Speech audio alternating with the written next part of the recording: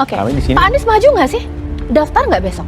kita nggak tahu karena kan waktunya masih sampai tanggal 29 nih. Waktunya belum habis kesempatannya. Karena dinamika politik hari ini terutama di DKI Jakarta ini kan luar biasa perkembangannya. Mulai kalau kita lihat dari hari Senin yang lalu ada 12 partai mendukung Pak Ridwan Kamil misalnya. Terus hari Selasanya tiba-tiba ada putusan MK keluar. Hari Rabunya ada putusan dari DPR untuk merevisi putusan MK. Hari Kamisnya ada aksi besar-besaran untuk menjaga konstitusi dan putusan MK. Terus perubahannya setiap hari selalu ada dan menurut saya izinkan kami untuk bisa memilih untuk optimis dengan waktu 24 jam ke depan bahwa bisa jadi keputusan-keputusan ke depan yang ada atau kegiatan-kegiatan yang ada bisa membuat Mas Anies bisa tetap berlayar. Tapi masih ada jalan nggak sih? Masih ada kendaraan tidak sih? Mengingat kemarin sempat digadang-gadang bersama dengan PDIP kan nggak jadi, pakai kader sendiri PDIP. Nah itu makanya ke depan kan kita nggak tahu kondisi seperti apa. Kalau jalannya nggak ada, mungkin ada yang membuatkan jalan, kita kan juga nggak tahu. Tapi yang jelas kita tetap memilih untuk optimis dan bisa berlayar ke depan.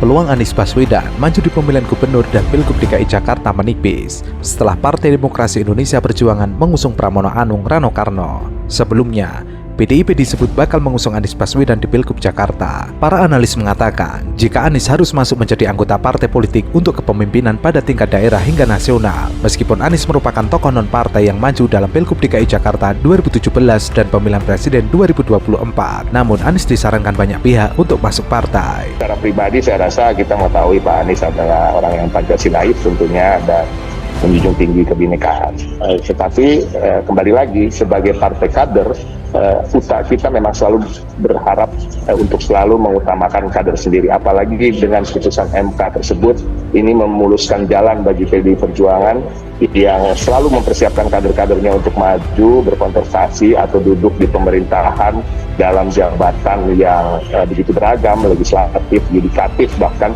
dan juga eksekutif. Dan harapan ini akhirnya terwujud dengan putusan MK.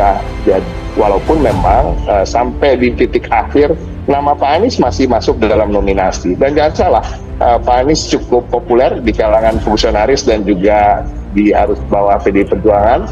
Dan namun pada akhirnya tentu meskipun idealisme tetap harus dipertahankan, tetapi kalau dalam konteks kepemimpinan nasional dan daerah, Anies paling tidak harus masuk partai.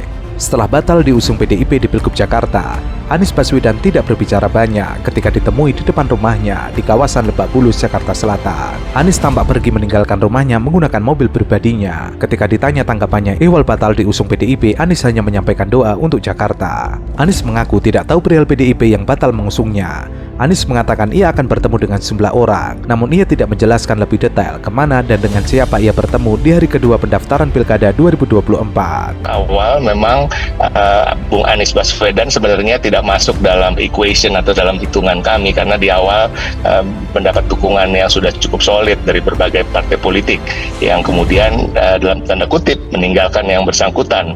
Dan bersamaan dengan itu tentunya di PDI Perjuangan saat itu kita sedang mencoba mengerucutkan nama-nama dari kader internal yang cukup banyak untuk kita majukan di Pilkada Jakarta. Ada nama Pak Ahok, ada nama Pak Hendi waktu itu ya, masih ada nama Mas Pras, Charles Honoris, ada Pak Jarot, ada Bang Rano Karno, dan nama Mas Pram pun sebenarnya sudah sering disebut oleh Pak Sekjen di beberapa bulan kebelakang dan beberapa minggu terakhir.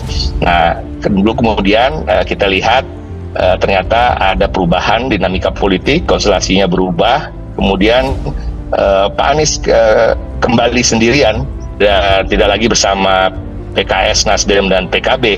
Dan kemudian di saat yang bersamaan kami juga akhirnya turut mempertimbangkan untuk bisa mengusung kader sosok dari non-kader yaitu Pak Anies Baswedan. Tapi pada prinsipnya pada akhirnya sebagai partai ideologis, partai kader, kedua hal ini yang menjadi pertimbangan kita yang utama. Dan kita tidak mengatakan bahwa ada perbedaan yang tajam terkait soal ideologi dengan Pak Anies, sama sekali tidak. Kami mengetahui sosok Anies Baswedan, sosok independen yang mempunyai pemikiran yang menjunjung tinggi Pancasila maupun Bhinneka Tunggal Ika.